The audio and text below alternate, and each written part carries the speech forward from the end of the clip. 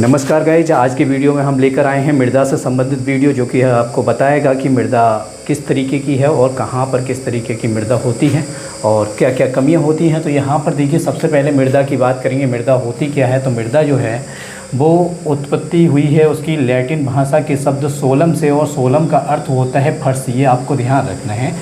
वो पूछेगा कि मृदा की उत्पत्ति कौन सी भाषा से हुई है, तो लैटिन भाषा के शब्द किससे हुई है? सोलम से हुई है, जिसका अर्थ क्या होता है? फर्श होता है। तो फर्श का मतलब आप जानते हैं, जो ज़मीन है उसकी बात कर रहे हैं।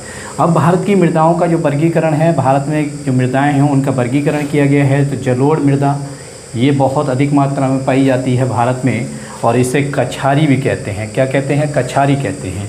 ये काली मृदा है, जो कि रेगुर नाम से भी जानी जाती है।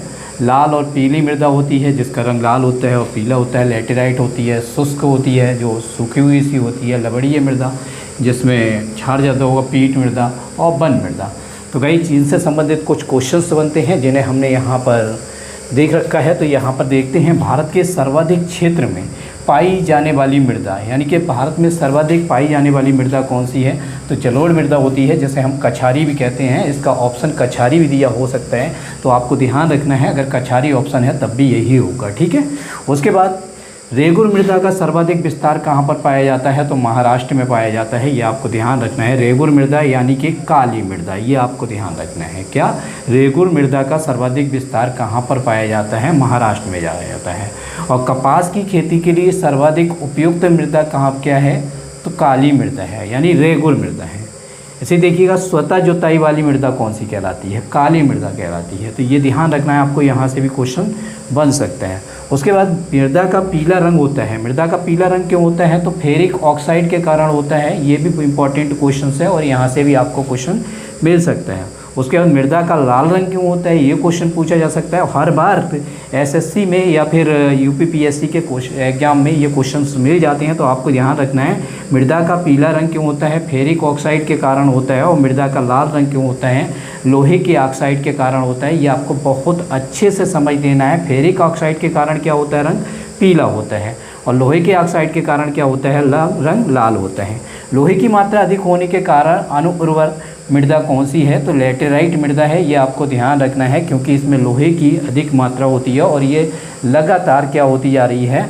अनुर्वर होती जा रही है। उसके बाद मृदा की क्षारीयता को कम किया जा सकता है। देखिए, मृदा में जो क्षारीयता है उसे कम कैसे करेंगे? तो उसे कम करने के लिए हम किसका प्रयोग करते हैं? जिप्सम का प्रयोग करते हैं। यानी मृदा की क्षारीयता को कम करने के लिए हम किसका प्रयोग करेंगे? जिप्सम का प्रयोग करेंगे। ये आपको ध्यान रखना है। सबसे कम जल धारण की क्षमता होती है, मतलब जल को सोखने की जो क्षमता होती है वो सबसे कम किसकी होती है? तो आपको ध्यान रखना है, बलुई यानी कि दोमट मृदा, जो कि ऊपर से बहुत चिकनी सी होती है, उसमें पानी नीचे नहीं जा पाता है। तो ये आपको ध्यान रखना है। सबसे कम जल धारण की क्षमता किसकी होती है? बलुई दोमट मिट्टी की होती है। उसके बाद देखते हैं, पौधों को सबसे अधिक जल प्राप्त होता है। तो पौधों को सबसे अधिक जल प्राप्त जो होता है वो किससे होता है? चिकनी मृदा से होता है। यानी चिकनी मिट्टी होती है, उससे सबसे अधिक जल प्राप्त होता है। उसके बाद मृदा की उर्वरता बढ़ाने के लिए फसल करना चाहिए। मतलब जो मिट्टी है उसमें उसकी उर्वरता को कैसे बढ़ाया जाए, क्वेश्चन ये है। तो मृदा की उर्वरता बढ़ाने के लिए आपको क्या करना पड़ेगा? हमें दलहनी फसलें करना चाहिए, यानी कि जो दाल है, अरहर है, मूंग है और उड़द वगैरह हैं, जितनी भी दलहनी फसलें हैं उन्हें करने से क्या होगा? मृदा की उर्वरता बढ़ जाएगी। यानी कि लगातार हमें एक ही खेती जैसे गेहूँ या धान नहीं करना चाहिए, दलहनी फसलें भी करना चाहिए, जिससे कि हमारी मृदा की उर्वरता बढ़ी रहे। उसके बाद चाय बागानों के लिए उपयुक्त मृदा क्या होगी? तो चाय बागानों के लिए गाइस और उपयुक्त मृदा जो होती है वो लैटेराइट मृदा होती है। ये आपको ध्यान रखना है। कौन सी? ये क्वेश्चन भी अच्छा है, और यहाँ से क्वेश्चन बनता है कि चाय बागानों के लिए उपयुक्त मृदा कौन सी होती है? लैटेराइट होती है। और यहाँ से क्वेश्चन बन सकता है, कपास की खेती के लिए सर्वाधिक उपयुक्त मृदा कौन सी होती है? तो काली मृदा होती है। ये दोनों ही क्वेश्चन आपके एग्जाम के लिए बहुत ही इंपॉर्टेंट हैं, और आपको ध्यान रखना है। उसके बाद अम्लीय मृदा को कृषि योग्य बनाने के लिए प्रयोग किया जाने वाला खनिज कौन सा है? मृदा कैसी है? बहुत ज़्यादा अम्लीय है, और उसे हमें क्या करना है? कृषि योग्य बनाना है।